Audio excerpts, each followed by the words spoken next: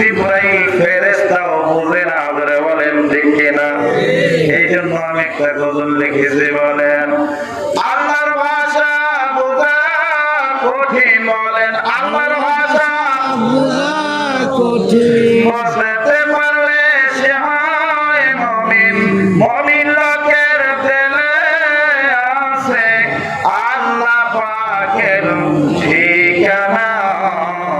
আল্লাহ পাকের গোপন কথা ফেরেশতারা জানে না, আল্লাহ পাকের গোপন কথা ফেরেশতারা।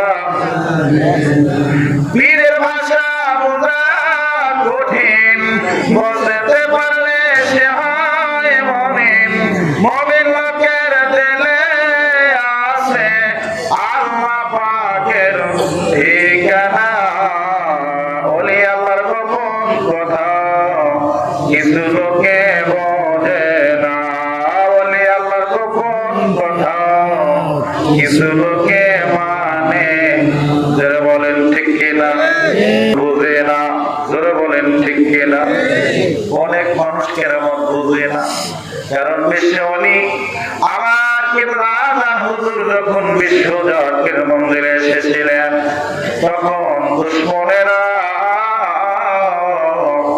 আমার হুজুরকে বিভিন্ন ভাবে জ্বালা যন্ত্রণা দিত, কষ্ট দিত, ব্যথা দিত, তেমনি ভাবে আমার দয়াল নবীজিরও কষ্ট দিয়েছে, পথে কাটা দিয়েছে, গাড়া করেছে। দুনিয়া থেকে বিদায় করে দেওয়ার জন্য অনেক ষড়যন্ত্র কাফেররা করেছিল। একদিন আমার নবীর যাত্রা পথে নামাজে যাবে এমন পথের ভেতরে গর্ত বানায়া আবু জাহেল তার সৈন্যরা রেখেছিল, কিন্তু আমার আল্লাহ রাব্বুল আলামিন আমার নবীর পক্ষে ছিল। আবু জাহেল বিপক্ষে, আমার আল্লাহর পক্ষে। জবান বলে বলেন কার দাম বেশি? আল্লাহর দাম বেশি। আল্লাহ যার পক্ষে থাকে তার দাম বেশি, যার পক্ষে ছিল সে হলো আখিরি নবী। ধরে বলেন ঠিক কিনা? আমার নবীজি মসজিদে নববীতে নামাজে যাবে, রাতের বেলায় বিশাল বড় গর্ত বানায়া উপর দিয়া কিছু দিয়া মাটি দিয়া এবার সমান করে রেখেছে। আবু জাহেলের ষড়যন্ত্র হলো মুহাম্মদকে আমি কিভাবে ধ্বংস করতে পারি, শেষ করতে পারে, বিভিন্ন ভাবে কৌশল শুরু করে দিল।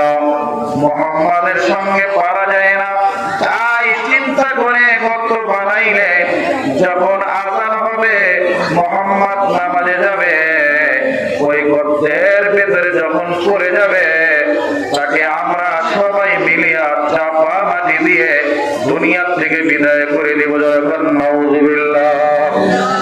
এবার আযান হয়ে গেল, আবার নবীজি ঘর থেকে বাইরে হলেন, রওনা হলেন নামাজে।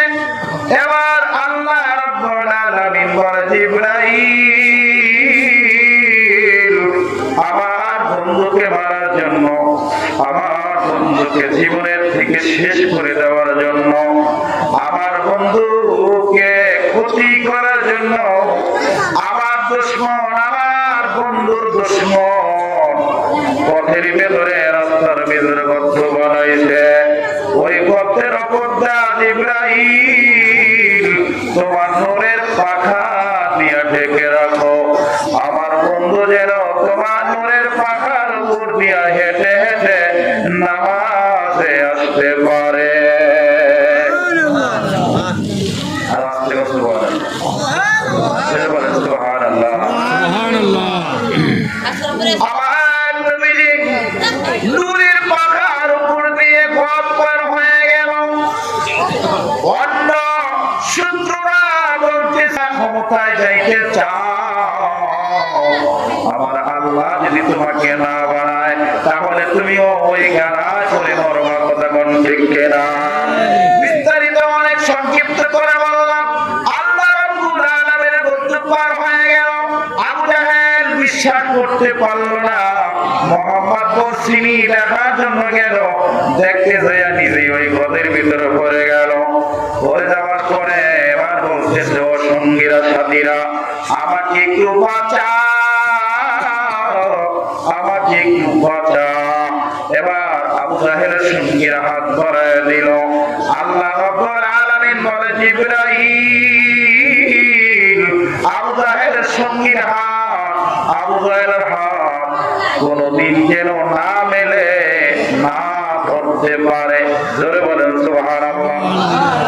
কেউ যদি গলে পড়ে যায়, আপনি হাত বাড়ান বাঁচানোর জন্য, যদি তার হাত না ধরতে পারেন, তাহলে কোনদিনও গর্ত থেকে তাকে উদ্ধার করতে পারবেন না। আল্লাহ কয়, জিবরাইল বাকি রাখবা, মিলতে দিবা না। এবার দেখতেছে হাত অল্পর জন্য ধরতে পারে না। আবু জাহেল কয়, ওই বুদ্ধি নাই, জ্ঞান নাই, এক হাত একটা রশি আন, তারপরে রশি আমাকে দেখ। এক হাত একটা রশি আইনা দিল, গদের ভেতরে ফালাইল। আমার আল্লাহ কয়, জিবরাইল মনে আসেনি বাকি থাকবে কত রং? আল্লাহ কয়, বাকি থাকবে কত রং? জিবরাইল কয়, এক বিগত। জোরে বলেন সুবহানাল্লাহ। এক বিগত ফারাক থাকলে ধরা যাবে নি? ধরা যাইব না। এবার আবু জাহেল কয়, এক বিগতের জন্য আমি তোমার রশি আগর পাই না, তাড়াতাড়ি করে যাও, দুই হাত একটা রশি আনো। দুই হাত রশি যখন আনলেন,